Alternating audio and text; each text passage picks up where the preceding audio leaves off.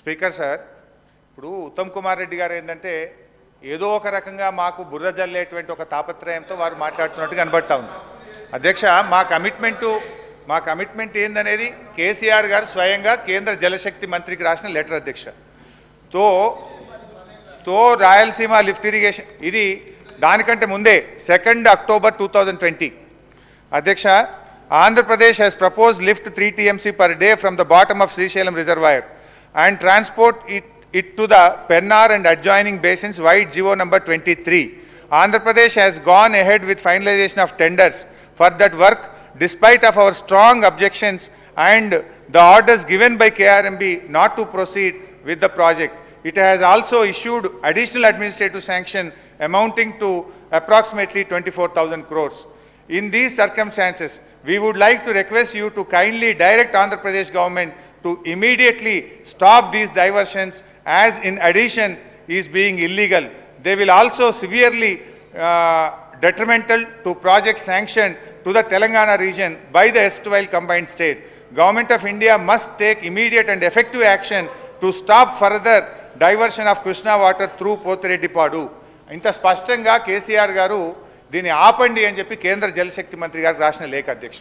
అంతేకాకుండా అధ్యక్ష, ఆ తర్వాత జరిగినటువంటి అపెక్స్ కమిటీ మీటింగ్లో కూడా ఎంత స్పష్టంగా ఈ ప్రాజెక్ట్ని అపోజ్ చేశారో కూడా ఒకసారి అపెక్స్ కమిటీ మీటింగ్ మినిట్స్ కూడా చదివి వినిపిస్తాను అధ్యక్ష. In May 2020, AP started Rayalaseema lift irrigation and Potireddipadu expansion on River Krishna, for which Telangana has objected. He also stated that... sir ఈ రెండో ఉన్నాయి ఉత్తమ్ కుమార్ రెడ్డి గారు చెప్పింది చాలా స్పష్టంగా చెప్పారు అధ్యక్ష. ఎంత స్పష్టంగా చెప్పారంటే రాయలసీమ లిఫ్ట్ ఇరిగేషన్ సంబంధించి టెండర్లు పిలిచేటువంటి టైంలోనే ఆ టెండర్ డేట్ అయిపోయేంతవరకు అపెక్స్ కమిటీ మీటింగ్ పోకుండా కన్వీనియంట్గా ఉండటం కోసం వారు ఒక లేఖ రాశారు అధ్యక్ష. ఆ లేఖ ఆనాటి చీఫ్ సెక్రటరీ గారు సోమేష్ కుమార్ గారు dated 30/7/2020 with reference to your letter under reference cited, I have briefed the Chief Minister. The Honorable Chief Minister has expressed his inconvenience to attend the proposed second meeting of the Apex Council on 5/8/2020 due to prior commitments. It is therefore requested to kindly convene the meeting after 20th August 2020. అంటే అధ్యక్ష, ఈ meeting ఏమో ఈ tender time ఏమో 10/8 లోపల last date for టెండర్స్కి 10/8/2020 10/8/2020. వీరేమడిగారు, ఈ 10/8/2020 date అయిపోయేంతవరకు ఈ డేట్ని extend చేయండి అని అడిగారు. ఏమని? It is there for requested to kindly convene the meeting after 20th August 2020. ఈ మీటింగ్ ఏమో 10th అయిపోతుంది, ఆ తర్వాత 20th తర్వాత మీటింగ్ పెడితే ఏదైనా చేసుకోవచ్చు అనే ఉద్దేశంతో కావాలనే అదే టెండర్ అగ్రిమెంట్ టైం అయిపోతుంది 10th, అది అయిపోయిన తర్వాత మీటింగ్ పెట్టుకోండి అని చెప్పడం కోసం రాసిన లేఖ ఇంత స్పష్టంగా ఆనాడు.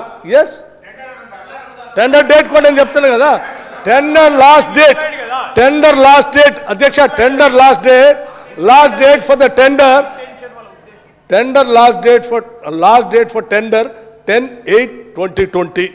ఈయన మీటింగ్ పెట్టమని అడిగింది ఎప్పుడు? 20th August, అంటే 20th తర్వాత 10 రోజుల తర్వాత పెట్టండి అన్నాడు. ఇంత చిన్నపిల్లగాడిని అర్థమవుతుంది. ఈ టెండర్ లోపలనే మీటింగ్ పెడతామను.